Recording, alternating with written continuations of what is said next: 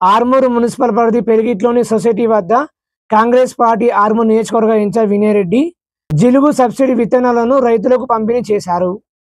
అనంతరం వినయరెడ్డి సొసైటీ అధికారులతో మరియు సొసైటీ చైర్మన్ డైరెక్టర్లతో మాట్లాడి వివరాలు అడిగి తెలుసుకున్నారు. వినయరెడ్డి మాట్లాడుతూ జిల్లాకి 10,000 క్వింటాల జిలుగు వసి ఇప్పటి వరకు 7,500 క్వింటాలు ఆయా మండలాలకు పంపిణీ చేశామన్నారు.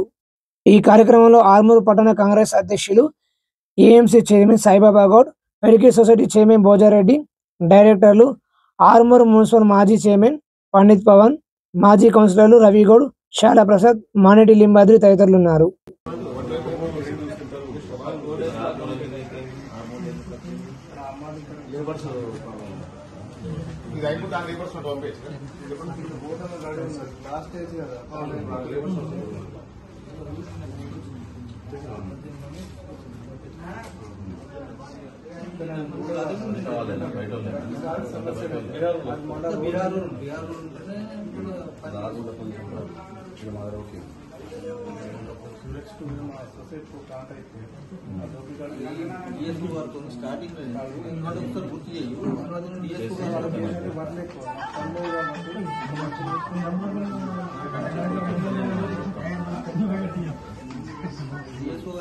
ఎక్స్ట్రా కేంద్రం లేకపోతే